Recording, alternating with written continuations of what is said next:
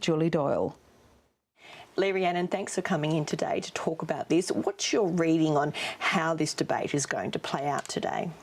The debate does come on today, probably this afternoon, on Minister Pyne's higher education bill. It's certainly a bill we believe, the Greens believe, it should be voted down in its entirety. There's a few speakers left on the list, about 6, and then we should be voting at that point. And we believe that that vote is very important because we need to give certainty to students, prospective students for next year and their families. And what time do you think that could happen? Oh, look, it'll probably happen in the evening, maybe 9 or 10. As you can see from Parliament, you can never be fully sure. But from the public statements that we're hearing from the crossbenchers, we believe that the numbers are there to defeat the bill. The crossbenchers are coming under enormous pressure. Mr Pyne, university executives are out there really pushing support for this bill, but the momentum is falling away from them. Last week there was many students in town, postgraduate students. The union and staff are here also. Stephen Parker has left Universities Australia, so the momentum is falling away from Mr Pyne. Speaking of Universities Australia, they've said today that this has been a 7-month debate. It's been through a Senate inquiry. The time has come to just put this to a vote one way or another. What do you think of that? On that, we would agree with them. We think it's essential that the vote happens today and that the government should be willing to do that. We need to put this to bed, and the Greens will continue to work hard to ensure that it's defeated. The government has made some concessions on the interest rate for student loans, but from what you're saying, no amount of tweaking will change your mind on this one. Yes, well, even on those so-called concessions, that really was an amber claim. Minister Pyne effectively acknowledged that when we did meet with him early on in the process. That's part of how negotiations go on in this place. They knew some parts of it would fall away.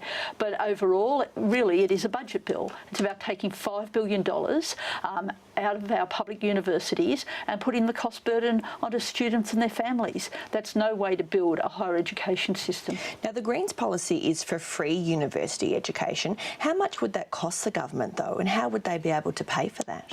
Well, look, Australia is a rich country. We're working on this in the fine detail, but when you consider if we had a millionaire's tax, a proper mining tax, bank levy, the billions of dollars would be there. It's what you choose to spend it on. Have you worked out the costs, though, involved in that? Yes, we have a proposal before the Parliamentary Budget Office, and we're looking forward to be able to announce it.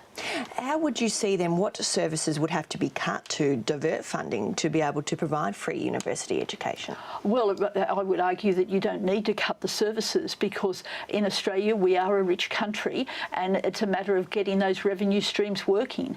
And at the moment, the way, unfortunately, under Labor, and it continues under the coalition government, they are not increasing company tax, they're not bringing in a mining tax. So more of those profits stay in Australia rather than going overseas. I find that Australians really understand that very easily, and many were surprised that Labor didn't work harder to ensure that we had a decent mining tax so those billions of dollars could come to public services like our universities. You mentioned company tax and mining tax, but do you have other specific proposals that could free up more money for university funding? Yes, well, we need to have a levy on the big banks. The Greens also have on our books about a millionaire's tax. So there is really a lot of revenue that could be raised there, and a wise government, and we're certainly seeing that that's not the case with this government, would be exploring such proposals to bring in the money. So I guess at this point, looking at how this could all play out at the moment, are you feeling confident that the numbers are solid to defeat this bill?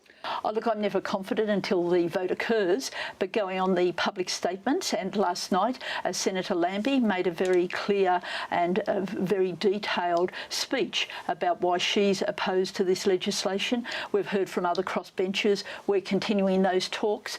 Obviously, Minister Pyne and a few of his university executives are out there pushing their barrow. But the wise thing for those who are concerned about our universities and the future of higher education is to vote down this legislation. Rhiannon, just finally, on another issue that the Greens have put their support behind today is the issue of gender stereotyping when it comes to toys. Why do you see this as an issue that needs to be addressed? Oh, look, I think it's just one of many issues, but it is an important issue. It surprised me, having been very much part of that second wave of feminism in the 1970s. I must admit I'm surprised at how much women's rights have gone backwards. And so Senator Waters is doing an excellent job raising this issue. I think, unfortunately, it's been a bit distorted. News Limited are pretty good at doing that with their front page of their papers, but it's an important issue. It's very balanced and it's the right thing to do. She did say today, though, that gender stereotyping can ultimately lead to consequences such as pay inequality for women and domestic violence. Do you think there's evidence to support that? Well, with the gender stereotyping, it can lead to low self-esteem and also attitudes to women, that women have got a certain place.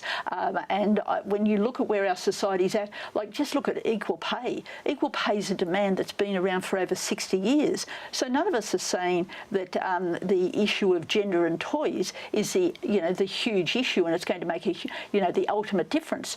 But it's one part of something that needs to be addressed. But is there evidence, though, that linking those issues? Well, I don't think. Look, there's probably not the direct evidence, and Larissa hasn't suggested that. But there is certainly the understanding that in terms of the way women are treated, whether it's the language that's used or the issue around toys and gender-specific toys that are on the market, that they're things that we need to adjust our attitude to. It's disappointing that the debate is being pushed in the wrong direction, that it's not how the Greens were taking this. It's about having an understanding that we need to change our attitudes. Rhiannon, we'll leave it there. Thank you very much.